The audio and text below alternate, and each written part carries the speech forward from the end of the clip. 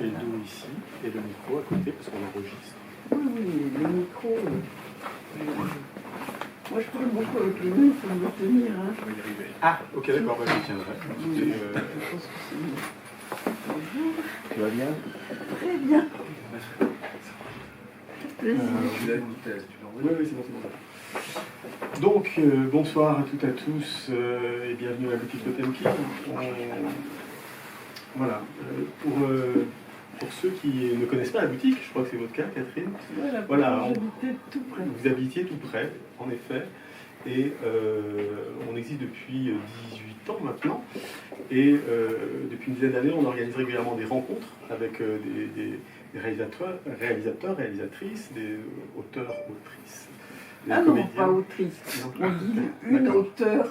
Oui, une auteure. Oui, sans E, évidemment. D'accord. Parce que moi, je dis toujours que j'ai de la hauteur. D'accord, avec un H. Pas de E. D'accord, ok. Et vous, si vous voulez en français, tous les mots en heure, non pas de... Il ne faut pas défigurer le français à cause de féministes hystériques. Et on commence les chapeaux de roue, c'est génial. Ils ne comprennent pas le français. D'accord. En plus, tous les mots de l'émotion sont des mots féminins en heure, la peur, la terreur, la frayeur. Oui, tout à fait. C'est bien. Oui, tout à fait. La pâleur, la blancheur, la rougeur, en fait. Il y en a plein, il y en a au moins 50 féminins en heure sans E. D'accord, c'est noté. Bon, si on fait ces erreurs-là ce soir, vous nous pardonnerez quand même. Moi, j'ai toujours interdit qu'on m'affuble d'un horrible E. D'accord. Fait que, alors que j'ai voulu être une auteure, ça je consens à dire une auteure, mais vous devenez une auteure, là ça baisse, vous voyez comme ça, ça vous diminue. Oui, ça donc avoir de la hauteur, là ça vous élève. D'accord, on va essayer de rester à ce niveau-là. On va essayer, hein. On va y arriver. Donc voilà, vous l'avez compris, on a ce soir avec nous Catherine Breillat. Voilà, parce qu'on profite en fait de sorties de films en DVD, parce que nous on est tout au bout de la chaîne de la vie d'un film, et sort ces jours-ci en DVD l'été dernier, donc votre dernier film qui sort chez Pyramide Distribution. Donc on est ravis d'avoir ce film-là, on est ravis de vous avoir.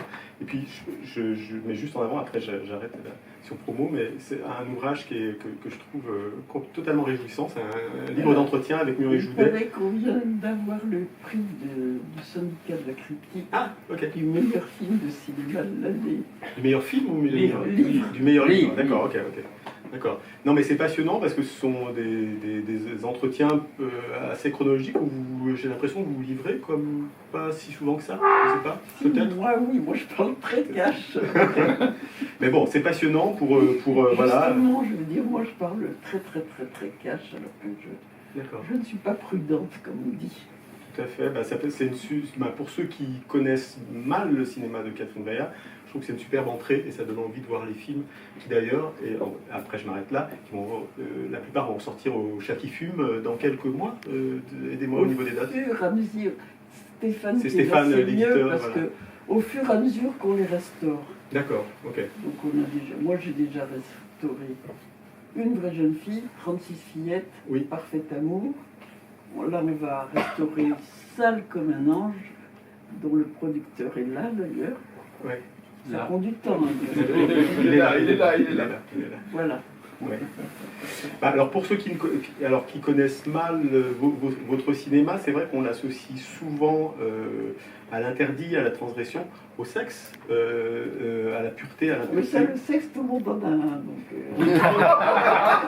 Mais ce qu'il y a, c'est que... Oui, mais dans la façon dont vous le filmez, vous ne l'êtes absolument pas. Oui, parce que justement, si on associe au sexe, c'est parce que c'est le tabou total, on ne doit pas en parler. Le corps doit être coupé en deux. D'un côté, il y a le film porno, de l'autre côté, le grand cinéma intellectuel. Moi, j'ai décidé que le cinéma intellectuel est grand, n'excluait évidemment pas le sexe, parce que c'est ce qui fait notre originalité en tant qu'homme. Je veux aussi bien dire une homme, puisqu'il y a...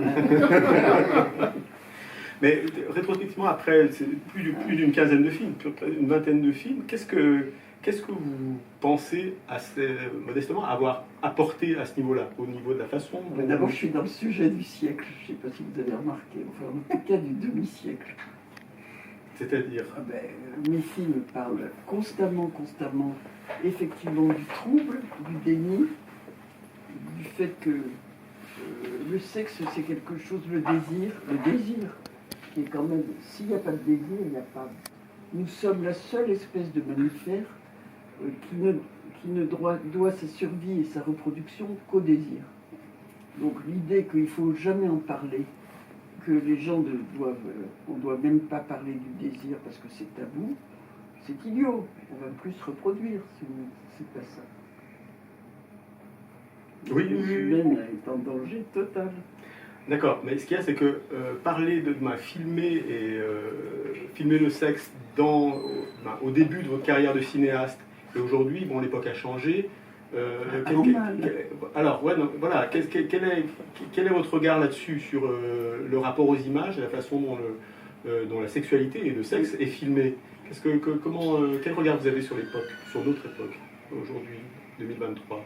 Il faut combattre les Savonarola, les Tartuffes, les néo-macartismes, qui, après finalement quelque chose qui était formidable, enfin moi qui entre guillemets, parce que la parole anonyme est quelque chose qui ne me fascine pas entièrement.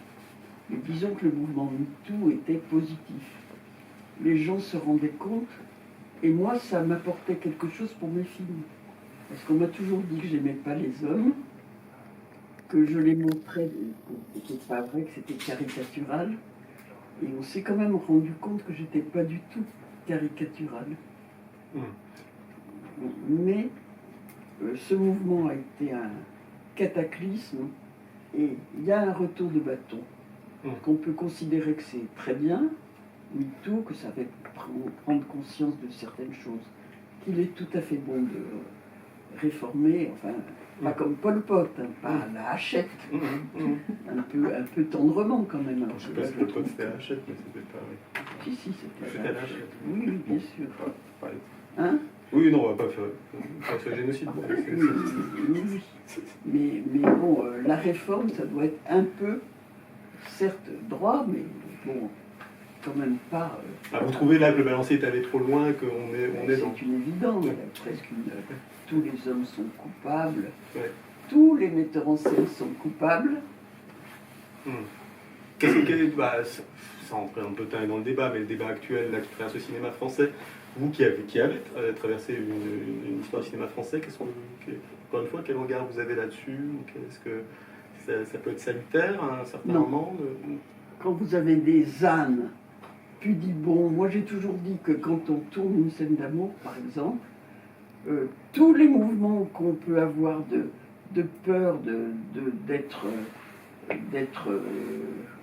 pornographique ou n'importe quoi, ça désigne tout ce qu'on essaie de... Quand les acteurs se font des faux mouvements pour essayer, c'est moi qui harmonieusement cache des parties du corps qui ne sont pas belles.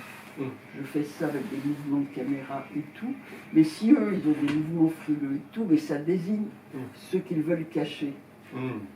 Alors, il faut comprendre qu'aussi, si on fait une scène d'amour, elle a un sens. C'est pas juste une scène de nu, comme appelaient les acteurs imbéciles, qui d'ailleurs devaient les refuser. Une scène de nu, ça n'a aucun intérêt. Et par ailleurs, vous avez énormément évolué aussi dans la façon dont vous filmez les scènes d'amour. Là, quand on regarde, on va revenir dans l'été dernier, mais où les scènes de sexe, j'ai envie de dire, sont des scènes de visage. Alors que quand on reprend... J'ai moins évolué que vous ne... Ah bon, d'accord. Si vous regardez Parfait, c'est simplement qu'on a toujours dit que je me souviens après Parfait Amour avoir vu des dames sortir du cinéma indignées. Ah, ils sont toujours nus. Et ben non, l'actrice refusait de se mettre nue. Elle avait toujours une serviette éponge nouée sous les bras. Donc je filmais les épaules et le visage. Ouais. Et c'est magnifique. J'ai toujours voulu filmer les visages. Tout à fait, mais dans Romance, Rocco Siffredi, il y avait du sexe non simulé quand même. Oui, mais Romance, c'était annoncé comme ça. Donc c'est différent. Oui. Quand je fais une chose, je ne la refais pas inlassablement. D'accord. Romance, c'est un film où, d'abord, moi, je ne veux pas qu'on m'interdise rien. On ne peut pas dire si on fait ça, c'est du porno, parce que ça veut dire que le cinéaste n'a pas de regard. Et que ceux dont on pense qu'ils nous montrent la vérité de l'acte sexuel, c'est les films pornographiques. Or, il n'y a rien, parce qu'il n'y a pas de fiction. Sans fiction, pas de désir. L'acte mécanique, c'est pas intéressant. En plus, il se décale, donc il n'y a même pas de plaisir, il n'y a rien du tout. Oui. C'est purement... Oui, vous avez tout un discours sur la pornographie aujourd'hui. C'est des vraies questions sociétales quand même aujourd'hui, du rapport d'une formation, d'une sorte d'éducation sexuelle, sentimentale, par le biais de ces images quand même. Il y a toute une génération qui est affreux parce que justement il n'y a pas de sentiment, il n'y a pas de fiction. Donc c'est pas... Oui, c'est ça. Il y a des scénarios qui sont minces, mais il y a des... Non, et des jeux qui sont grossiers, eux. Non, il n'y a pas de jeu, le scénario est pire que mince, donc ça c'est... Il fallait quand même faire au moins un film, bon, il y a l'Empire des Sens bien sûr, où on pouvait montrer et le sexe et l'âme. Ça c'est hyper important. Et je pense que les cinéastes avaient presque comme devoir de le faire pour montrer que on n'est pas comme ça, on n'est pas comme dans un film porno quand on fait l'amour. On est tout à fait différents. Oui, mais est-ce que le cinéma peut le montrer? Bien sûr, parce que je le fais. Oui.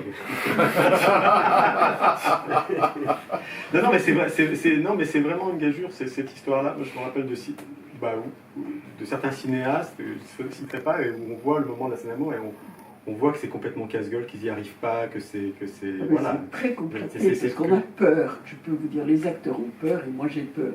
Parce que c'est vrai qu'il y a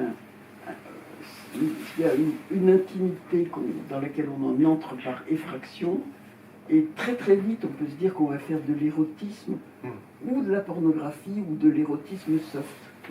Et il faut qu'il y ait l'émotion. Ce que vous détestez. Le mot érotique est à peu près le mot que je déteste le plus. Ouais.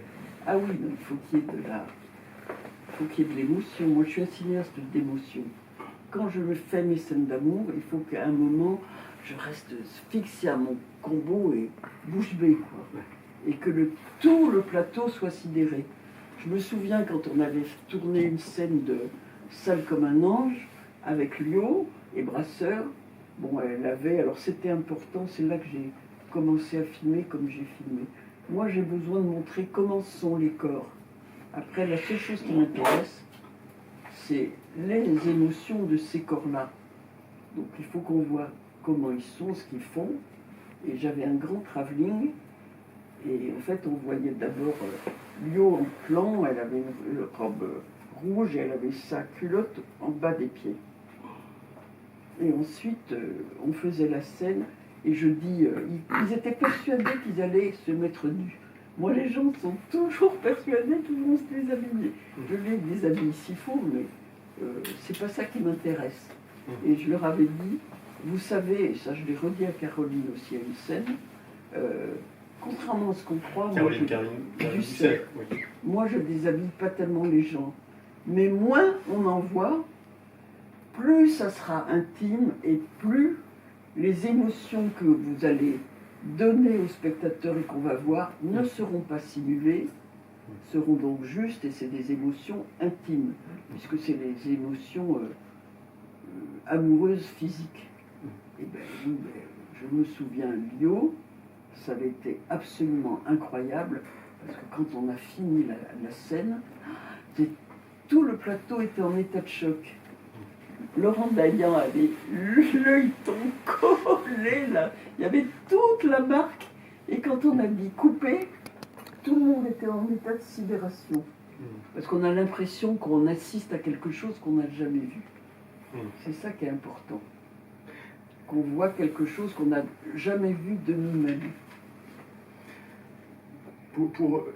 Là, je parle de l'été dernier, de la façon dont vous avez travaillé sur l'été dernier. Il y a aussi des moments où on était bouche bée.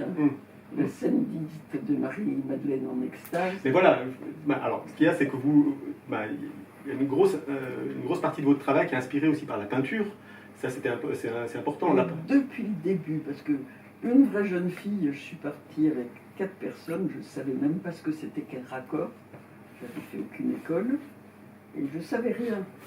Donc de quoi je me suis inspirée? De l'hyperréalisme américain. Et bien du coup, les plans sont signifiants, parce que le cinéma, c'est le cadre. Et l'émotion qu'on met dedans. Il faut l'émotion, mais il faut le cadre. Il y a le cadre, même si c'est hiératique, ça va très très bien raccorder, parce que le plan est signifiant. Et les peintres ne se trompent pas. Ils ont beaucoup plus de temps pour faire leur toile et faire des esquisses et tout ça, et composer la toile que moi. Alors je m'en inspire énormément. Les obliques, la manière dont ils mettent la tête, tout ça, je m'en inspire beaucoup, beaucoup. Mais on sent très clairement, là encore une fois, dans l'été dernier, cette scène d'amour, même la scène de fin, il y a un vrai travail avec votre chef-op, Jeanne Lapoirie, un travail sur la lumière, sur les corps, la couleur des corps, l'incarnation, tout ça. Ça a l'air très chorégraphié, très composé, très composé. Et je pense que pour les comédiens, c'est pas si facile que ça. C'est pas si facile que ça de jouer l'abandon. C'est très difficile. Parce que comme c'est non seulement chorégraphié pour que toujours je vois, bon, on élimine des corps ce qu'on ne veut pas voir, que toujours je vois l'âme, c'est-à-dire que les visages, je les ai toujours plein cadre pour la caméra. Donc, mais par exemple la scène entre les jambes, qui commence comme ça le plan, moi j'avais dessiné un V comme ça, et bien c'est pas du tout évident, parce que pour que ça soit joli, c'est très très compliqué, très très très difficile à tenir comme position, et en plus il fallait pas voir détail.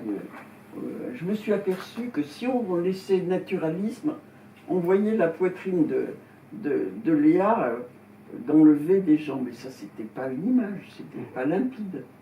Mais pour ceux qui n'ont pas vu le film, quand même, on retrouve après une conversation un peu champêtre, où il y a des choses véritablement franches qui se disent. Le raccord du siècle, on passe d'un visage de Léa, très, qui écrase une arme, et au jeune homme qui est entre ses jambes. Voilà. Et donc il fallait que, comme ça, mais il ne fallait pas voir les seins. Vous imaginez bien comme c'est, tout d'un coup, c'est une image surchargée, triviale. Il fallait que ça soit très graphique, qu'il y ait de la pureté. Et là, Léa était obligée de prendre. Et c'était impossible à tenir. Et il faut s'abandonner, et il faut être juste, et il faut oublier tout et s'offrir totalement toutes ses émotions à la caméra. Vous l'avez fait faire plusieurs fois. 14. Voilà, c'est ça. Je crois. Oui, enfin, c'est rien par rapport aux 22 fois de Roxane Mesquida dans À ma sœur. 22 fois, 22 minutes. D'accord. Oui, un plan de 22 minutes. Oui. Parce que les imbéciles qui pensent que Roxane est juste belle et donc bête, ils ne savent vraiment pas ce que c'est de faire un plan sublime qui est une scène culte de 22 minutes. Il faut quand même être une actrice un peu plus hors du commun qu'elle a été très méprisée, Roxane. Elle est géniale, elle est formidable. Elle est juste beaucoup trop belle. Donc il faut se venger en disant qu'elle est bête. Ce qui m'a interpellé, et vous en parlez dans beaucoup d'interviews aussi, c'est la façon dont vous filmez vos comédiens, encore une fois dans ce film, parce qu'on est déjà dans l'été dernier, mais de face. C'est-à-dire qu'il y a énormément, on voit très peu de profils, et on voit une composition, encore une fois, des cadres qui est très... pourquoi avoir... Parce que le cinéma, je vous dis, c'est le cadre, et l'émotion, c'est les yeux. Dès que les acteurs se mettent de profil, c'est du théâtre. Or, quand on se parle dans la vie, on se met toujours de profil pour regarder l'autre dans les yeux. Et là, c'est le spectateur qui doit voir vos yeux. On peut imaginer un chant contre chant, par exemple. Oui, mais s'il y a une table au milieu, mais s'ils sont comme ça, non, il faut absolument pour moi que je coupe pas le plan. Donc, je le chorégraphie aussi. Et ce qui est très amusant dans le cinéma, c'est que tout est artificiel, mais totalement artificiel pour qu'on les voit de face. Et ça paraît naturel.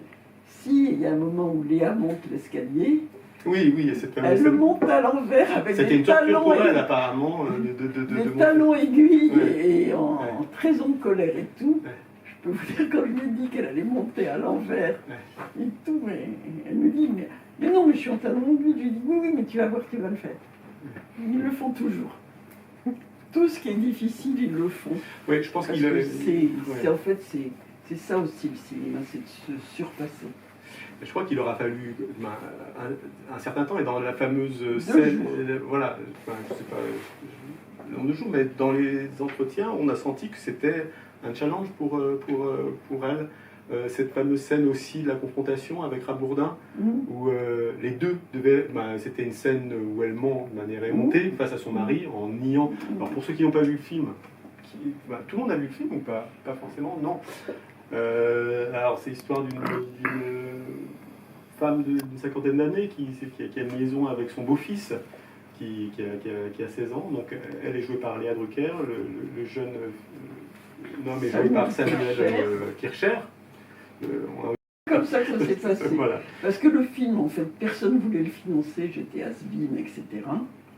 Bon, personne ne voulait le financer. Alors, on reprend au début. Alors, on dit que ce film avait déjà été fait et qu'on vous a proposé de faire une. Oui, et c'était précisément cette scène qui m'a vraiment intéressée, parce que c'est une scène de mensonge, mais nier l'évidence. Elle est avocate pénaliste. Et je pense que les avocats pénalistes, c'est leur métier. Nier l'évidence avec effronterie. On insinue toujours un doute. Et donc là, elle décide, elle est prise au dépourvu quand son mari lui dit que son fils lui a dit qu'elle avait une liaison avec lui.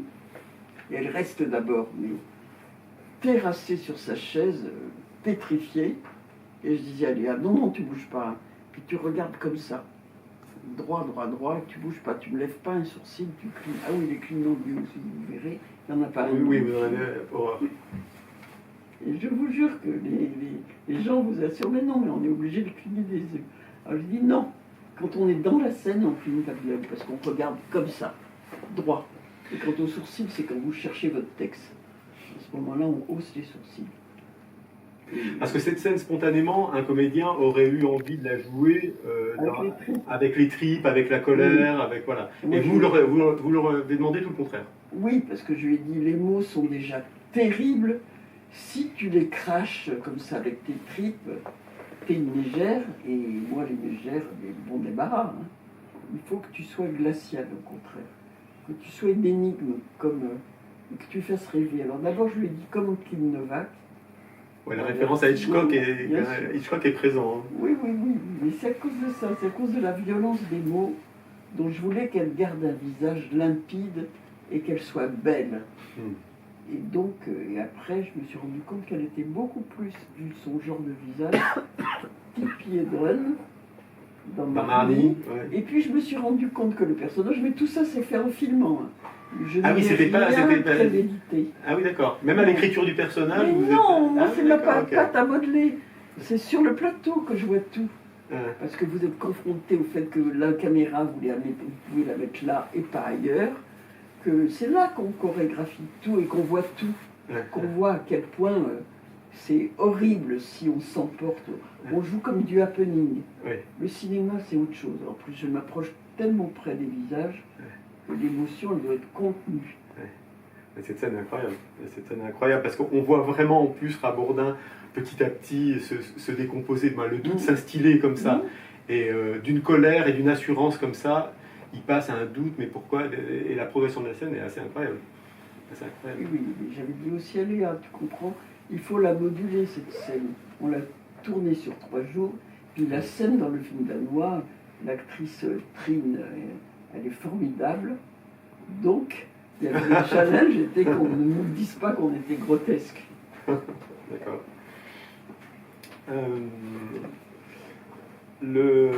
Alors vous parliez du début de la proposition du film, de parler voilà, peut-être de Saïd Ben Saïd qui vous a proposé ce...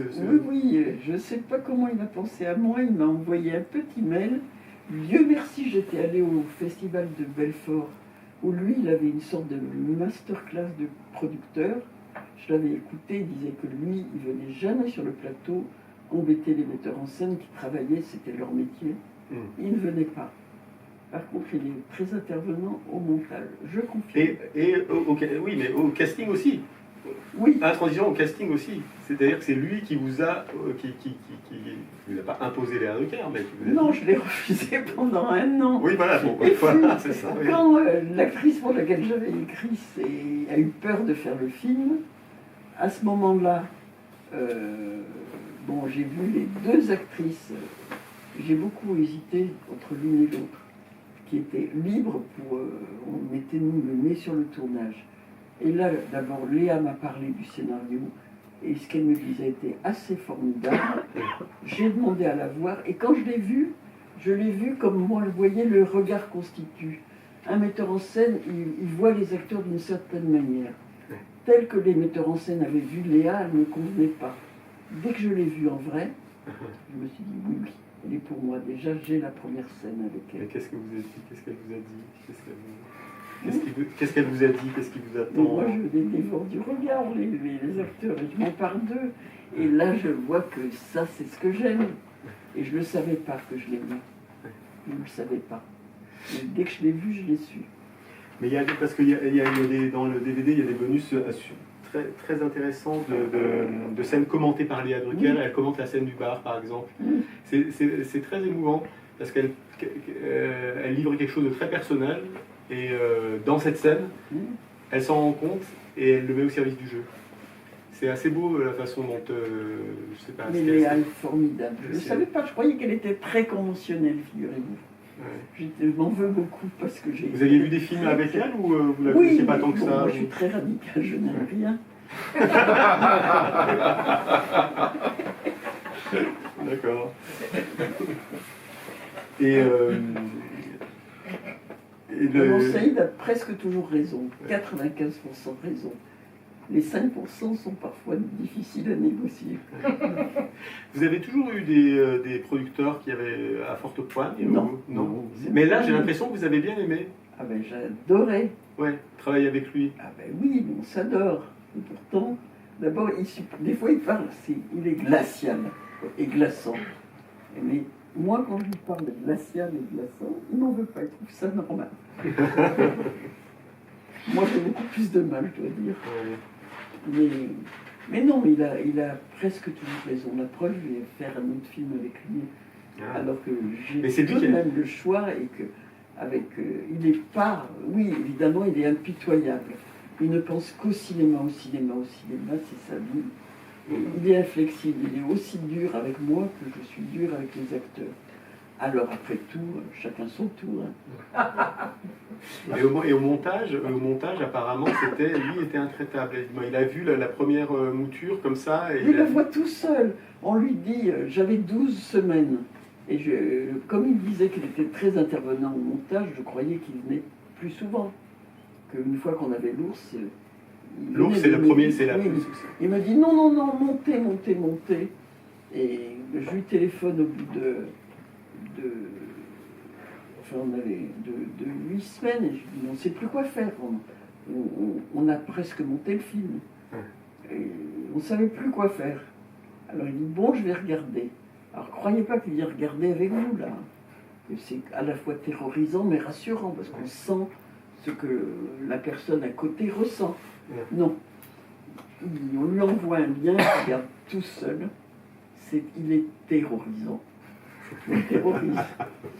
Et là, il vous dit,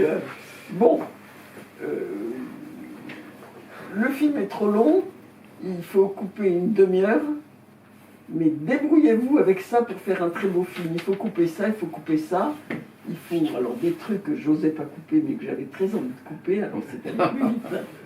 Parce que comme ça, quand même, ça coûte de l'argent quand on voit qu'on s'est planté, qu'on aurait mieux fait de ne pas le tourner, parce que finalement... Non, mais ce qui se passe, c'est que en fait, les rapports entre Léa et Samuel étaient tellement incroyables qu'on n'avait pas envie de narration annexe, qui était très très bien. Il y a des choses que j'ai coupées, il y en a dont je me suis débarrassée, parce qu'on ne réussit pas tout comme metteur en scène. Mais il y en a d'autres. J'ai eu beaucoup de mal parce que c'était magnifique. Mais il faut couper, parce qu'il faut que le fil soit tendu. Et ça, il vous aide, Saïd. Même mon monteur, il disait, cette scène, quand même, tu ne l'as même pas montée. Je dis, tu comprends, j'en ai déjà marre. Je ne veux voir que lui et elle. Alors on ne la monte pas. Il était sûr que Saïd ne va pas être... Ben, Saïd, il n'a même pas vu que je ne l'avais pas montée. Et c'est pour ça, alors si vous avez des questions, préparez-les déjà, parce que je ne vais pas en poser. Mais non, mais je trouve remarquable l'écriture aussi des personnages secondaires et des l'histoire. Déjà, comment s'ouvre le film sur cette confrontation qui nous met déjà dans le personnage, la confrontation de cette jeune fille qui a été violée. Et comme, j'aimerais bien que vous nous parliez de ça. Et la jeune fille aussi qui est victime d'inceste, on imagine évidemment, et Clotilde Courreau en personnage secondaire. Donc il y a tous ces sous-histoires, ces personnages secondaires, mais qui soutiennent le récit à chaque instant et qui nous donnent des éléments. Moi, je voulais dès le début faire l'ouverture avec elle et cette jeune fille, parce que j'avais déjà fait le casting, je l'avais trouvée avec ce regard très très lourd, comme Marie Trintignant et tout. Elle était absolument incroyable. Là, elle est très différente du film danois où elle a du rouge à lèvres et qu'elle va très bien, alors que Romane, elle va pas bien. Ça se voit. Ah bah, ça se voit, oui. On voit qu'elle est dévastée. Et puis, et Saïd voulait que je commence et je l'ai tourné par Léa faisant du jogging. Et je disais, mais c'est horrible, une femme qui fait du jogging, c'est pas mon genre. Moi, je voudrais commencer par la scène comme ça. Non. Finalement, on a jeté tout le jogging. C'était Saïd. Oui. Et il me dit, il faut commencer par cette scène. Je lui dis, vous voyez, c'est ce que j'avais écrit. Je vous avais dit que ça, je le réussissais. Oui. Et que l'autre, je le ratais. Parce qu'il y a aussi des choses... Les choses qui ne m'intéressent pas, je les rate. Oui. Il faut que ça me fascine pour que je réussisse. Il y a peu de scènes de repas ou de scènes de... il y a une scène de petit déjeuner. Il y a une scène de petit déjeuner. Ah, et les spaghettis. Les spaghettis, c'est vrai. Mais c'est pas... Je sais pas, on passe pas 107 ans autour de la table quand même. Si, j'adore que les gens s'enfilent des choses dans le corps. J'adore ça. Ouais, je sais pas, ça ne m'a pas frappé. La petite fille avec tout. Ah oui, parce qu'il y en a une que j'ai quand même coupée qui était magnifique aussi, mais bon, ça faisait un peu trop Ferreri. Mais il mangeait de la pastèque. Et il s'en mettait, j'imagine. Non, mais parce que l'accessoiriste m'avait acheté une trop grosse pastèque. Alors du coup, ça devenait exagéré. Il fallait une pastèque normale. Elle était grosse comme ça. Non, mais je reviens à la question sur les personnages secondaires, sur les sous-histoires. Ça, c'était présent à l'écriture ou vous le découvrez plutôt au montage, où il y avait peut-être une histoire qui allait prendre peut-être plus le dessus? Non, ça quand même, les petites filles dans le film danois, c'est deux jumelles exemples, un peu plus grandes. Moi, j'aime les enfants. Puis je voulais ces petites chinoises. Et puis, non, ça, je prévois quand même. Surtout les enfants. Les enfants, ça illumine un film. Il ne faut pas que ça soit là juste parce qu'il faut dire qu'il y a une famille et qu'on a des enfants ennuyeux comme la fumée. Il faut quand même qu'ils soient très très mignons. Et avec des caractères différents, les deux petites filles. Oui, on distingue, oui, tout à fait. Oui. Puis ça relie Samuel à l'enfance aussi. Oui, je voulais quand même que ce soit un peu comme Théorème qui commence à érotiser toute la famille. Ça commence par ses petites sœurs. Oui, il y a les ombres Hitchcock, Pasolini qui sont là, mais qui étaient là dès le début ou que non vous avez... Théorème, le côté Théorème, il est là. Oui, mais par exemple, la scène où ils prennent le petit déjeuner, où Rabondin dit qu'il va prendre une semaine avec son fils, où elle arrive en jogging, puisqu'il fallait dire jogging. Mais qu'est-ce qu'il y a de si drôle à faire du jogging? Je ne comprends pas. Non, mais c'est très bien quand ça reste comme ça. Mais avant, il y avait quand même qu'elle faisait le jogging. Moi, je la trouve très bien le jogging quand elle arrive. Oui, mais quand elle court le long de la scène, c'était horrible. Léa ne sait pas courir. C'est pas comme ça qu'on présente une femme. Moi, je voulais la présenter sublime. Oui, elle va quand même séduire un petit jeune. Il faut qu'elle soit... D'emblée, on sache qu'elle est belle. Vous attachez une importance particulière aux détails, aux costumes, tout ça. Il y a une recherche très précise. Les chaussures, les bras... Le talon lui des années 60, bobine avec le talon rond. Voilà, rien n'est laissé au hasard. Des questions? Allez-y, profitez-en. D'accord. Pour ceux qui ont vu le film ou ceux qui n'ont pas vu, peut-être. Vous pouvez avoir vu d'autres films, hein, on ne sait jamais. Ouais. Oui. Moi, j'ai regardé le film au salle et de première fois que le Déo fait l'amour avec l'actrice, le plan est toujours, je me souviens, est toujours sur le visage de Déo. Oui, Oui, ça m'intéresse parce que on se doute toujours quand on fait l'amour avec la femme, comment elle regarde sur nous. C'est intéressant parce que le plan sur le face de Théo peut-être un peu terrible mais effrayant et c'est une émotion simplement et après tout le temps où filmer faire l'amour c'est déjà tout le temps mais c'est justement, différent. comme je savais qu'après on verrait beaucoup plus Léa, et puis cette pièce était très très très petite. Alors figurez-vous, j'ai passé toute ma nuit, je dormais sur le décor, à me relever pour comprendre comment je pourrais.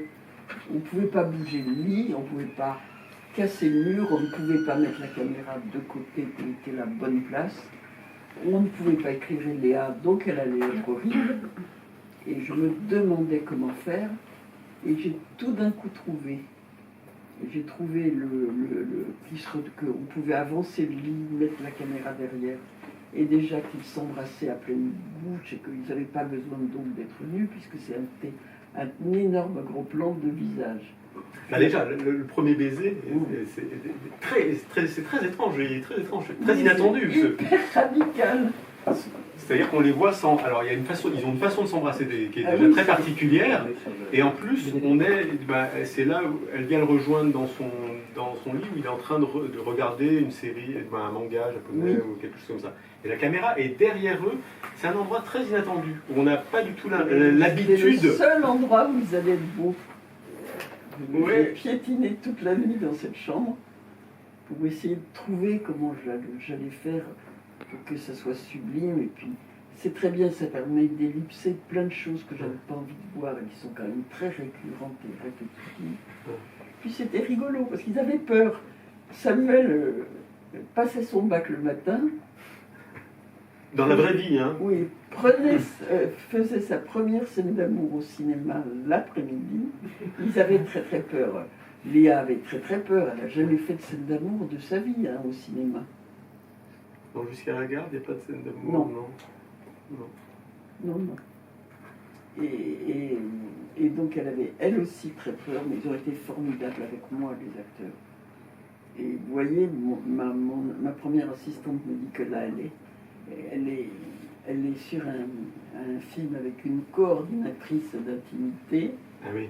qui, ça c'est des tartuffes, des docteurs diafoirus, c'est des autoproclamés sans diplôme, d'une science qui n'existe pas, d'une morale qui est du moralisme qui est la leur, et s'il y a une chose dont on ne parle pas avec ces personnes-là, c'est le cinéma. Et Gabrielle, qui s'appelle Gabrielle, ma première assistante, me dit, mais j'ai compris, c'est purement juridique, c'est les producteurs pour se... Et alors le film, elles ne savent même pas ce que c'est. Il y avait un baiser qui devait être donné, et Gabrielle me dit, la coordinatrice, qui est un dictateur, me dit, combien de secondes? Vous avez vu ça? Combien de secondes? Et alors que ça se trouve au montage, le nombre de secondes, on ne les économise pas. Et moi, pour Léa et Samuel, je leur ai expliqué comment j'allais faire le plan. En fait, je ne les déshabillais pas. Oh, grand soulagement. Mais je leur dis, par contre, je veux un premier baiser amoureux, profond, mouillé, interminable. C'est donc l'inverse des coordinatrices d'un film. Ah bah c'est sûr que oui. Mais même combien de secondes interminables. Ouais. Il dit, sinon vous recommencez, alors vous avez... Recommencer un baiser interminable. Hein? Oui, non, recommencer un baiser interminable, c'est... Mais même le dernier baiser, on est entre de la salive, de la mort, du Oui. léchage, Oui. Vous voyez ça avec des coordinatrices. Oui, non, c'est compliqué à qui ne écrire. parlent que des culottes à triple épaisseur. Enfin, leur seul langage, c'est ça. Oui, après, ça vient après Mais c'est pas pour ça que les vieux. acteurs font du cinéma. Ah ben non, alors Faut aussi peut-être pas, mais voir bon. qu'ils le font parce qu'ils espèrent faire des beaux films. Oui, mais on n'a pas envie de, je sais pas moi, qu'un tournage comme le dernier Tango à Paris soit. Non, mais c'est des Baileys et des Trissotins en plus, des Tartuffes, enfin. Non, mais je suis d'accord C'est un avec vous. cauchemar, il faut tuer ces gens-là. Leur demander des diplômes, leurs diplômes, elles n'en ont pas. C'est des imposteurs qui coûtent très cher au film, parce que 800 € par jour. Hein. Non, mais et maintenant, non, mais Catherine, de ce qui s'est passé par exemple sur le tournage du dernier Tango de Bertolucci avec Mara Schneider, on peut pas être. Aujourd'hui, c'est difficile d'être d'accord avec ça quand même. Et moi, j'y étais sur le dernier. Oui, je sais, c'est pour ça que je vous en parle. C'est pour ça que je vous en parle. Pas. Oui, mais c'est pour ça que je vous en parle. Moi, je défends Bertolucci. Ah oui, Oui, d'accord. tout à fait. Ok. Parce que quoi, il y a une mode de beurre qui tout de même est purement symbolique. Le problème de Maria a été d'abord Maria, il faut comprendre aussi, elle était propulsée sexe symbole mondial. Elle avait aussi un lourd passif avec sa famille, pas reconnu par son père. Elle avait quand même une construction psychique très erratique et très fragile. Et ensuite, déjà quand je suis arrivée le lendemain, dans la loge maquillage, coiffure, on ne parlait que de la mode de beurre. Mais bon, si vous regardez la scène, elle est purement symbolique, il n'y a rien. Par contre, toute la vie de Maria, elle allait au restaurant, on mettait une mode de beurre sur la table, par exemple. Alors là, je me doute que... Et puis, quand il y a un tournage tellement intense comme ça, puis qu'on devient star, vous savez, ce à quoi on ne pense pas, et moi, j'y pensais pas du tout, mais on l'a eu avec Samuel, comme le film était en état de grâce, et ben non, mais c'est pas que ça. C'est que du jour au lendemain, il ne se passe plus rien dans votre vie. On n'a plus d'émotion, on n'est pas regardé, on vous dit pas chaque instant vous êtes sublime. Tout d'un coup, on redevient normal, pas regardé. Et bien, il y a une espèce, c'est comme un baby blues du film. On est en état de dépression. Et je sais que Irène Jacob a vraiment été... Elle était ravie. Irène Jacob est la mère de Paul et Samuel Fischer. Et je sais que pendant le tournage, elle était absolument ravie parce que Paul s'épanouissait, Samuel s'épanouissait, allait bien et tout. Et puis ensuite, il y a eu ce côté, on l'a tous eu parce qu'il y avait un tel éclat de grâce sur le plateau qu'on était tous orphelins du film. Mais un jeune garçon, un jeune acteur, une jeune actrice qui a eu en plus un succès international mais phénoménal. Mais aussi après je veux dire, tout d'un coup, elle est livrée à elle-même, seule, elle n'est plus rien. En plus, elle est un sexe symbole et c'est très dur pour une jeune femme d'être un sexe symbole. Regardez Brigitte Bardot, ça ne l'a pas rendue heureuse, visiblement. C'est ça qu'il faut comprendre. Et au lieu de dire Bertolucci, Bertolucci est un grand metteur en scène, il n'a rien fait de mal avec Maria, rien. D'accord. Je ne porte pas dans la polémique. Non. Non, mais c'était.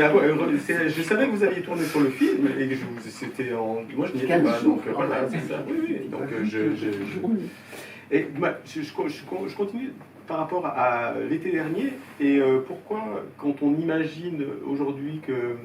Si on imaginait l'été dernier avec un beau-père qui tombe amoureuse de sa belle-fille du même âge que Samuel, je pense que le film aurait créé quelques remous.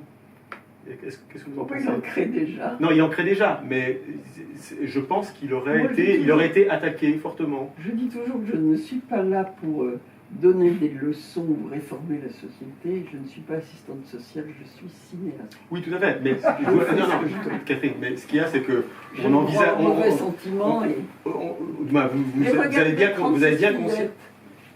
Non mais à l'époque, non mais tout à fait, mais aujourd'hui, vous auriez fait un film d'un beau-père de 50 ans qui a une liaison avec sa belle-fille de 15 ou 16 ans, je pense que le film aurait été plus attaqué. Qu'en pensez-vous ? Pas forcément. Pas forcément. Parce que là, il est attaqué parce que, si vous voulez, moi je biaise avec les choses. Le film danois est très très moraliste. C'est une prédatrice, donc on sait qu'elle est du côté du mal. Là, c'est le jeune homme qui, quand même, elle cède. En réalité, elle ne le poursuit pas de ses... C'est quand même, elle finit par céder. Oui, c'est elle qui le dit, c'est lui qui le dit, c'est vous l'adulte, c'est toi l'adulte. Oui, mais après, c'est quand il va dans la scène, et là, c'est quand il va dans son bureau.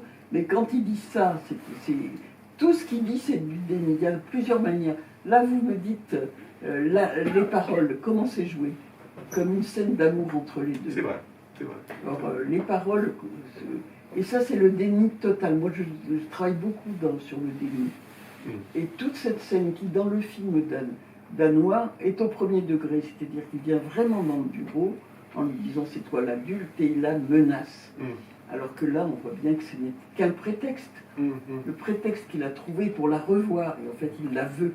Ouais, tout à fait. Il ne veut pas avoir été jeté, il veut compter, Totalement, oui. il veut la dominer, enfin lui, et pas qu'elle le domine, et que sans arrêt, elle lui dit t'es jeune, tu oublieras et tout. Ben non, il ne veut pas oublier.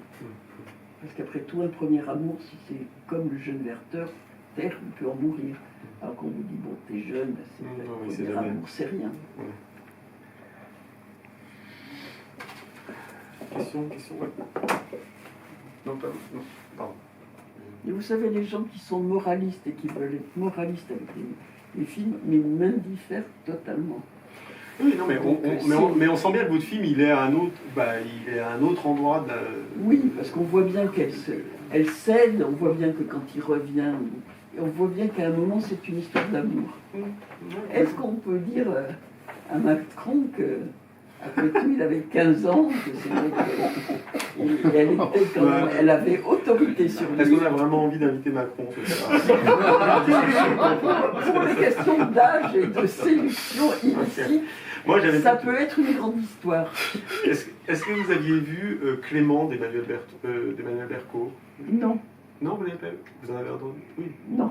Non. Vous savez, je vis entre... Mais qui est sorti il y a longtemps, hein. Il est sorti. Mais ça fait un moment que j'ai passé au moins 2 ans sur l'île de Bréa. Où si on va au cinéma à Paimpol, on peut pas. Il n'y a plus de vedettes pour rentrer sur l'île. Oui, d'accord. Oui. À supposer que ça sorte à Paimpol. Et au Portugal, dans une film français. Non, mais vous auriez pu l'avoir en tête parce que c'était pareil, c'était une histoire d'amour pareil avec un jeune qui était plus jeune. Baby Doll, ça, oui. De 15 ans, ouais. Oui. Emmanuel Berco, ça m'étonnerait. Il va en dire du mal. J'ai pas C'est trop tard. Non, je ne dis pas du mal, mais ce que je veux dire, c'est que je n'ai jamais en tête les autres. Sauf les génies, les très très grandes lettres. Alors ça tombe bien, parce que avant la rencontre, je vous ai fait choisir une petite liste de films. Alors, on n'a pas parlé, parce qu'on commence en général les rencontres, mais là on est parti par un autre, sur un autre chemin. Mais c'est les films qui sont importants pour vous, qui ont été importants, et vous citez très régulièrement, souvent, La Nuit des Forains de Bergman. Oui, sans La Nuit des Forains que j'ai vu à 12 ans, jamais. Et de Viridiana de Buñuel. Mon deuxième film de cinéma. Ouais. Et vous savez que c'est grâce à vous que j'ai découvert il y a 20 ans Bergman, parce que vous aviez parlé, je crois que vous l'aviez présenté à la Cinémathèque qui était à l'époque à Palais de Chaillot, et j'avais commencé par La Nuit des Forains, donc je suis tombé amoureux logiquement d'Harriet Anderson, et après j'ai enchaîné avec toute la rétro, et vous avez été un peu ma porte d'entrée. Et là, il y a un petit hommage à Bergman quand il y a les deux sœurs et quand elles ont les visages collés l'une à l'autre. Oui, c'est évident. Le personnage aussi, c'est absolument magnifique. Le visage. Tout Bergman est magnifique. De toute façon, il n'a quand même pas raté un film. Pas beaucoup, oui, non pas. Mais d'ailleurs, vous parlez. Moi, je pense souvent aussi au Silence. On n'en parle pas souvent de ce film. Oui. Qui est incroyable. Lost Highway, je m'en sers aussi beaucoup depuis que je l'ai vu. Ouais. Je mets des infrabasses dans mes. D'accord. Que vous n'entendez pas, mais qui vibre. Ouais. Alors, qu'est-ce que vous m'avez mis dans la liste? Mouchette, de Bresson. Ah, mais oui, ça. Tout Bresson, pareil, ou Mouchette Tout Bresson, mais Non. Mouchette particulièrement. Mais Mouchette, ouais. Parce que vous savez bien que j'ai une passion pour les jeunes filles au cinéma, Ouais, bah oui, avec quelque chose de frauduleux, ouais. Bah oui. qui va avec la jeune fille. Vous l'avez vu à quel âge, Mouchette? Je ne l'ai pas vu. Enfin si, je l'ai vu très tard. Je l'ai vu après à ma sœur. D'accord. Ah Oui. oui, d'accord, ok. Incroyable. Et non, je ne l'ai pas vu, mais rien que de voir l'image de Mouchette dans Elle, il y avait un espèce de gros plan, vous voyez cette petite fille qui regardait par en dessous, qui avait un visage si volontaire, ça me faisait rêver. Là, vous faites un film. Ça, c'est le fondement de toutes mes jeunes filles. Le moteur, quoi. Oui. Et après, je dois dire que je l'ai vu, le film. Et c'est magnifique. Et très immoral. Une immoralité, parce que... Ouais, je sais pas s'il est immoral, il est cruel, quoi. Il y a Non, une non, cruauté. elle referme les bras sur son violeur. Ça, c'est immoral. Elle le retient. Je crois. Ou j'ai inventé. Je vais revoir Mouchette. Je vais revoir Mouchette. Moi, je me rappelle surtout de la scène où elle roule, voilà, dans la rivière, où elle sent... Ça, c'était, je sais pas, il y a des... Elle referme les bras sur lui. Oui, je crois. Il y a un rapport très Je vais revoir Mouchette, parce Comme que dans j'ai un peu... Désir meurtrier d'Imamura. C'est mes deux immenses frustrations. Vous savez, chez Criterion, comme ils vont prendre tous mes films, chez Criterion, ils m'ont fait faire le truc qu'ils font faire aux metteurs en scène dans leur librairie à eux. Et j'avais demandé Onibaba, les tueuses, Qu'on va sortir, dont j'ai un souvenir incroyable, mais je ne me souviens pas du tout du film. Et L'été meurtrier, que je veux absolument... Non, Désir Désir meurtrier. Désir meurtrier. Vous avez dit L'été meurtrier. Oui, j'ai fait un lapsus, excusez-moi. D'Imamura, qui est aussi grand choc. Et oui. Vous m'avez mis dans la liste aussi Thème de Kiarostami. Oui, je l'avais même mis dans mes 10 films préférés. Il m'avait remercié dans une liste pour Sight and Sound. D'accord. Et c'est magnifique. On a l'impression que ça va pas être bien. C'est dans une voiture et puis il y a cette femme. Bon, moi, je suis allé en Iran. J'ai un rapport très proche à l'Iran. Donc, je suis allé faire un discours dévastateur. Ah bon? Oui, le discours que je pourrais faire aux coordinatrices d'intimité, je l'ai fait en Iran. D'accord, ok. Mais ça ressemblait à quoi la teneur du discours? C'était... Dévastateur. Oui, d'accord. Mais Quel était le thème? Vous présentez votre cinéma ou... Non. C'était une conférence organisée par la fille de Rastandjani au moment un peu avant les élections, parce que c'était les libéraux. Et ils avaient peur que ça soit l'autre plus... Oui, un peu plus conservateur. Oui, qui gagne. Et donc ils voulaient faire une conférence sur les femmes au cinéma. Place de la femme au cinéma, utilisation du corps de la femme au cinéma, le corps de la femme au cinéma, enfin c'était toujours une déclinaison de toujours les mêmes thèmes. Et ça devait être des metteurs en scène françaises qui devaient y aller, pas moi évidemment. Et en fait, tout le monde s'est décommandé, ça devait être sous l'égide de l'ONU. Et finalement, il y a juste une observatrice qui est venue. Et je pense que c'est Kiarostami qui a donné mon nom, justement. D'accord, ok. Donc, je ne savais pas pourquoi on me disait que j'étais une amie, qu'il fallait absolument que je vienne et tout. Et il fallait écrire donc un discours de 10 pages sur ce thème. D'accord. Donc moi, j'ai décidé que je suis pas philosophe. C'est là qu'on voit que l'art est politique, finalement. Oui, vous n'êtes pas philosophe, mais bon, vous arrivez très bien à parler de votre cinéma et du cinéma en général. Oui, mais quand même, faire un discours sur tout ça, puis ça m'énervait, je trouvais que c'était toujours le même sujet.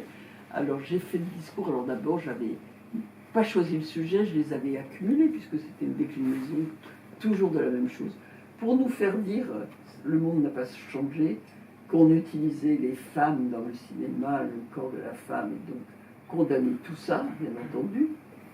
Bon, moi j'ai parlé, évidemment, c'est très très... Je parle quand même de Bénidol, et à la fin je finis par l'Empire des Sens. Oui, d'accord. En disant que- Ouais, en Iran, ouais, c'est sûr que ça fait bouger les choses. Mais je sais pas, ça. Oui, oui, et puis il ne faut pas confondre que le cinéma est un art moral et qu'il ne faut pas confondre ça avec le moralisme. Du tout. Bon, et moi j'estimais qu'au nom de l'art, que de toute façon, dans le XVIIIe siècle français, les acteurs étaient considérés comme des prostituées, non pas sexuellement, mais parce que leur corps était leur outil de travail et qu'ils donnaient à voir au public leurs émotions. Ça n'a pas changé, ça. Non, c'est sûr. Il faudrait quand même qu'on dise un peu que les acteurs ont fait de leur corps leur outil de travail. Et bon, ben, s'en servir n'est pas un crime. Mais je réfléchissais je pensais à la façon dont Abbas Kiarostami dirige surtout les enfants. Parce qu'on a pu un peu lui reprocher dans certains documentaires je sais pas si c'est de sadiser, mais comment dire, de faire sortir des choses assez dures d'enfants qui étaient même dans la maison. Vous voulez que je vous dise avec Anaïs, quand elle est justement violée, et elle avait très très peur parce qu'elle avait failli être violée dans un McDonald's et elle avait très très très peur de la scène. Et Attendez, Anaïs Rebout dans À ma sœur, Ouais, ça. à la fin elle est violée. Et je lui dis, écoute Anaïs, tu sais, on va faire une scène, les adultes vont hurler de peur. Et nous, on va s'amuser. Justement de leur faire peur. Et là, vous êtes en train de me dire, le spectateur doit tout croire, doit avoir peur, doit croire que les gens sont tués, assassinés, violés, doit croire au malheur. Mais tout ça, c'est de l'illusion. Oui, dans certains documentaires de Kiarostami, c'est pas de l'illusion, c'est un dispositif dont il arrive à faire accoucher des choses par des comédiens qui sont quand même des enfants, des collégiens. Après, moi je trouve ça incroyable. Mais le fait est qu'il y a un dispositif qu'on peut trouver aussi limite ou contestable, c'est tout. Voilà, oui, mais enfin, donner que de la bêtise à voir aux gens, ça je trouve ça limite. Là, on est dans la nuance. Mais voilà, c'était juste un questionnement. Voilà, c'est tout. Nymphomaniac. Vous m'avez mis dans la liste. Oui, j'aime beaucoup. Et je vais pas, je vais pas m'inquiéter des conditions de tournage de Charlotte Gainsbourg sur Nymphomaniac, par exemple. C'est pas la même chose. J'adore Charlotte Gainsbourg qui a quand même le courage et le culot de jouer ça. Ouais. Au moins, elle, c'est une actrice. Ouais, vous l'avez jamais fait tourner? Mais figurez-vous, je m'en veux, parce qu'il y a eu un malentendu entre elles. Une vieille maîtresse, je lui ai proposé. Et son agent, que j'adore, par ailleurs, Denis Dubesnia, avait peur de moi. Il avait dit, oui. Ah mais Catherine, qu'est-ce qu'elle va faire mon actrice. Alors donc, il n'avait pas vraiment osé lui donner, il lui avait dit que le scénario n'était pas écrit. Et j'étais allée la voir et il m'avait dit, c'est irrefusable pour une actrice.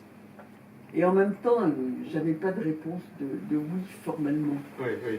Et comme j'avais décidé que la première qui dirait oui serait celle qui le ferait, ça a été Asia. Donc c'est Asia Et je Argento pense que c'était mieux Charlotte, parce que d'abord c'est une très grande actrice et puis elle est bon. C'est incroyable ce qu'elle donne à la caméra, je trouve. Bon, en même temps, j'aime beaucoup Asia dans Une vieille maîtresse, parce que j'ai quand même un côté futile et que j'aime le côté très très beau, très vénéneux de cette beauté vénéneuse. Mais je pense que Charlotte, c'était plus subtil.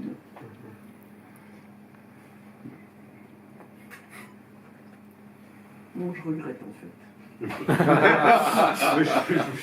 ne vais pas vous amener sur ce terrain-là, il ne faut pas regretter. Mais si, je regrette. En même temps, je regrette pas Asia parce que je l'aime malgré tout. Mais je pense que Charlotte est géniale. Les projets, vous voulez en parler? qui vient là, ce sur quoi vous travaillez J'ai 2 projets. Si vous ne voulez pas en parler, vous n'en parlez pas. Mais si vous voulez en parler, vous êtes Non, bien je veux faire un thriller. Moi, je m'inspire beaucoup des faits divers. Parfait amour, c'était un fait divers. D'ailleurs, c'est Emmanuel Schlumberger qui était là, qui m'avait dit. Je me suis mis sur le côté. Il est là, Je il est vais là. pas tourner la tête, moi je suis là. Et de face. Oui. Et donc, il y avait L'amour en France qui passait. Et Carlin avait fait une émission sur ce qu'on appelait le drame de Belfort, où c'était un jeune amant qui avait tué sa maîtresse de 30 ou 50 coups de couteau Ah oui. après l'avoir sodomisée avec une balayette. D'accord. Et ce qui était incroyable, il y avait beaucoup de choses d'incroyables dans le Déjà documentaire. ça, c'est incroyable. Ouais. Où il y avait la fille de la victime qui disait « Je ne peux pas lui en vouloir parce que ma mère a vécu ce qu'elle avait toujours rêvé de vivre avec lui, une histoire d'amour. Hum. Et du coup, j'ai trouvé que c'était extrêmement intéressant que cet assassin avait l'air d'un amant. Hum. Et de faire quand même... Vous voyez, dans Jusqu'à la garde, quand même un peu. Tandis que là, c'est quand même, on dirait, dans le vrai assassin, il y avait un côté de James Dean et Elvis Presley. Donc il y a quelque chose qui est très très très romanesque. Qui... Ménochet est pas très romanesque. Oui. Ce que je regarde. Non, c'est que c'était un amant et c'était l'amant qu'on a envie d'avoir. Oui, oui. Ça donnait quelque chose d'incroyable à cette histoire. Donc, ça, c'est le premier projet.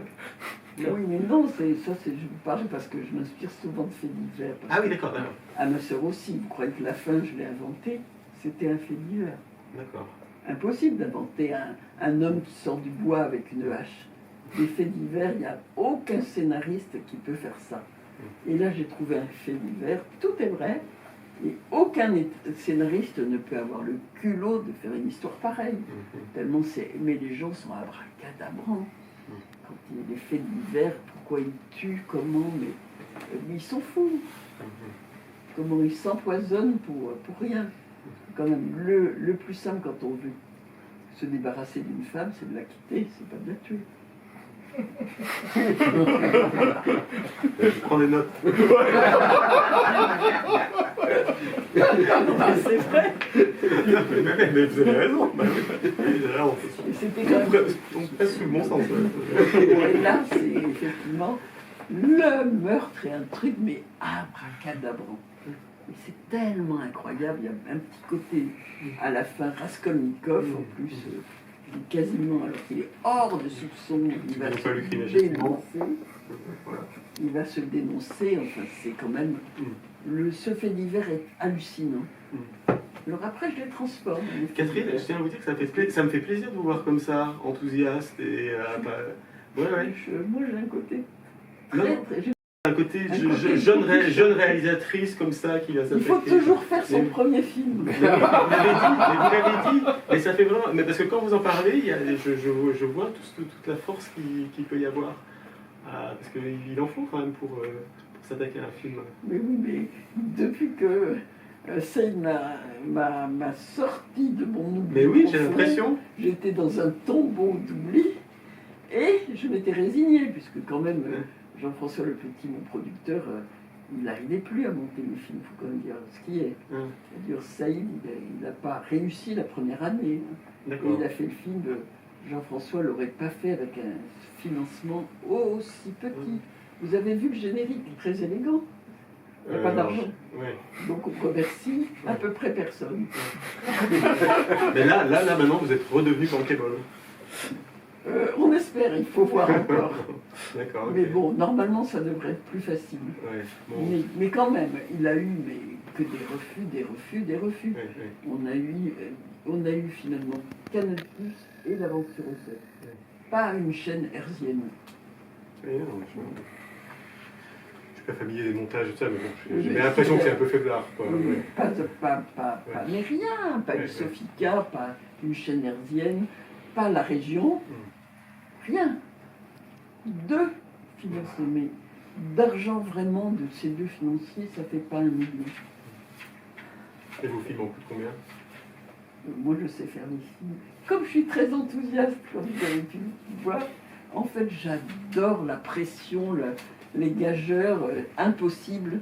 Je dis toujours, moi, pour le cinéma, à l'impossible, on est tenu. Ouais. Et c'est tellement amusant. Mais votre budget moyen, c'est quoi? Donc, c'est toujours beaucoup moins bien, 2 à 3 fois moins que les autres pour faire, si possible, mieux. D'accord. Bon, les dernières questions. Catherine, avant que vous dédicassiez les quelques DVD, quand même. Mais bien sûr, ça va être un grand honneur et un grand plaisir en plus.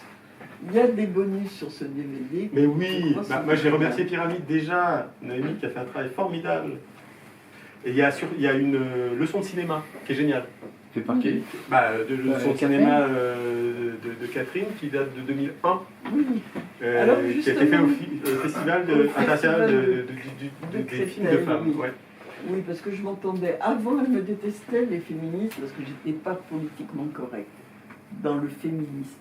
Et puis il y a Jackie Buet qui, elle m'a comprise. Donc, du coup, elle voulait que pour la première fois, j'aille dans ce festival donner une masterclass. Et le lendemain, je commençais à tourner, bref, traverser. D'accord, bien. Mais Au Havre, je crois. Et on embarquait sur le bateau en direct, parce que tout est en direct. Il n'y a pas de figurants. Les figurants, c'est les passagers du bateau. Et donc, j'ai fait la masterclass, et après, j'ai pris un taxi, j'en ai roulé toute la nuit, et le matin, je tournais. Non, mais c'est assez passionnant, et bon, c'est une belle réflexion sur le cinéma. Je trouve presque, j'ai envie de dire, trop courte. Il y a plus long, Vous n'avez pas fait un abécédaire? Hein? Vous n'avez pas fait un abécédaire? Je crois dans le livre de Claire Couseau, pour moi. Il y a quand même pas mal de livres qui me sont consacrés. D'accord. Il y a le livre de Claire Couseau, Indécence et pureté. D'accord. Très bien. Il y a le livre de David Vass, qui s'appelle Un cinéma du rite et de la... Ah oui, on l'a vu. Très bien. Ouais. Il y a un essai belge qui s'appelle Breya les yeux, le ventre, qui est très bien. Au début, j'étais sceptique, mais en fait, c'est très bien. Bon, il y a le livre de Claire Vassé, Qui vous interviewe?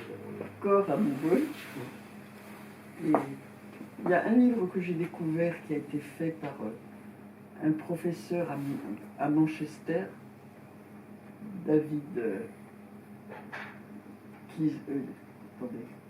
Douglas Kizet, je crois qu'il s'appelle. Et c'est lui qui m'a fait découvrir que Kim Gordon était une femme. Parce qu'à la question « Qu'est-ce que vous emporteriez dans une île déserte ?» réponse, le livre de Catherine Breillat sur Alors, Catherine je ne sais pas qui est Breillat. Kim Gordon, mais... Oui, c'est Kim Gordon, elle a fait la musique du film, du coup. Ah oui, d'accord, ok. C'est un film qui n'a pas d'argent, il faut essayer de trouver des gens. Mais oui. Écoutez, Catherine, si on s'arrêtait là, ce serait peut-être très bien. S'il n'y avait pas d'autres questions. Si, Tom, évidemment. Allez, je Je t'en vous prie. préviens, les réponses sont interminables en fait. Moi, c'est pas vraiment des questions, c'est plus des remarques. Mais l'autre jour, je parlais avec une amie du film Mort à Venise. Oui. Et je lui ai raconté, je lui ai dit, c'est l'histoire d'un vieil homme qui tourne autour d'un jeune homme. Et je trouvais qu'il ressemblait. D'un coup, je me dis, il ressemble vachement au jeune dans l'été dernier. Et je me suis dit il y a beaucoup aussi. de gens qui le disent et pourtant c'est pas vrai. Ah ouais, je crois un petit peu quand même. Non, mais il y a beaucoup de gens qui le disent. Oui. Mais bon, d'abord, Tadzio, il est désiré et convoité. Théo, il est désirant et c'est lui qui convoite. Ça fait quand même une différence. notable. Ah, mais je suis tout à fait d'accord, je trouvais que justement c'était ça que. C'était presque une autre version, enfin, quelque chose d'autre qui est. Enfin, c'est comment autre chose qui est Ce raconté qu'il dans y a, le c'est dernier. qu'il a beaucoup de grâce. Il est danseur, hein, Samuel. On voit qu'il est très félin. Ah oui, d'accord. Oui, oui, on voit que le corps, Ouais. il est très félin quand il se déplace. Et puis bon. Et puis aussi, il a une grâce incroyable. Il est aimé abandonné à la caméra, mais d'une manière que j'ai jamais vu ça. Bon, pas un muscle qui tressaille, enfin, il est offert, quoi. Ça, c'est génial. Moi, j'étais Oui. folle amoureuse des gros plans de Samuel. D'ailleurs, je lui ai fait monter des gros plans interminables. Oui, oui. Je ne crois pas qu'il y a un jeune homme qui a des gros plans de 3 minutes et demie, des close-up, dans un film. Enfin, c'est les cheveux, moi, qui me faisaient penser un peu aux deux acteurs. Et aussi, une dernière chose, mais je trouve que Léa Drucker, dans le film, elle ressemble vachement à Kim Gordon, justement. Enfin, il y a un plan, quand elle conduit, juste avant l'accident, Ah oui, sur la musique de Kim Gordon, Oui. justement. Et c'est juste une remarque. Je sais pas si c'est pas un accident ou une coïncidence, mais ça m'y a fait vachement penser. Peut-être des coïncidences, parce que, si vous voulez, les gens qui se ressemblent finissent par se ressembler aussi un peu physiquement. Il y a quelque chose qui se dégage de ce qu'on est, de la personnalité. Regardez, quand j'ai tourné par exemple Sexist Comedy avec Anne Parillo, personne n'est plus différent de moi qu'Anne Parillo, qui est très physique. Et quand je suis revenue, j'ai montré à mon fils qui avait 12 ans une photo qui était publiée dans Studio, et je lui disais, regarde Paul, c'est mon actrice. Il me disait, non, c'est toi, maman. Non, regarde, c'est mon actrice. Non, c'est toi, maman. Et c'est vrai qu'elle avait fini par me ressembler, alors que je ne lui ai pas du tout demandé, et qu'on n'a pas essayé. Il y a quelque chose comme ça, parce que quand les films se font avec tellement d'exaltation, tellement de grâce et tout, ben, finalement, tout le monde infuse dans l'autre. Et c'est pareil, les techniciens, ils deviennent moi. Ils finissent par avoir mon regard, on finit par être un seul corps qui fait un seul film. Ouais, après, je pense qu'il y a quelque chose aussi du comédien qui cherche son personnage et qui regarde le réalisateur aussi. Ouais. J'ai toujours ce souvenir de Isabelle Huppert qui avait trouvé son personnage dans Tip Top de Serge Boson en regardant Serge Boson, une sorte de pile électrique comme ça sur le plateau. Et elle a une manière assez mimétique, elle s'est imprégnée et je pense que ça doit être souvent le cas. Pour la petite faiblesse, Isabelle m'a Bah dit, oui. jeune, en tout cas, je ne veux pas être toi. Je lui dis non, il n'en est pas question. Tu es Maud, tu n'es pas moi. Et en fait, il me dit, puis je veux pas, moi j'allais écrire les rires et moi je ris avec des i. Je fais toujours i. Jamais a. Il me dit, je ne veux pas rire en i. Non, tu vas pas rire en i. Moi j'écris ça comme ça parce que c'est moi. Mais bien entendu que non. Et bien elle rit en i. Non, il y a un mimétisme qui se fait sur le plateau. Et qui doit rassurer le comédien aussi, je pense, qui doit chercher. Mais qui fait qu'aussi les films sont un peu jumeaux parce qu'il y a des liens entre toutes mes actrices dans le fond. Lola Creton, elle ressemble beaucoup à Caroline, même voix. Oui, c'est vrai. Catherine, on va s'arrêter là et on va vous remercier. Merci beaucoup d'être venue à la visite.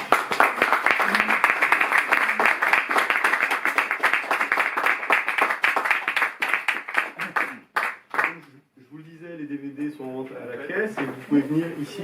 Il y a des Blu-ray qui sont arrivés. Ah, et on a des Blu-ray Pour aussi. acheter des DVD, ils peuvent échanger avec le Blu-ray. Ah oui, S'ils ont des cellophanés, on le voit.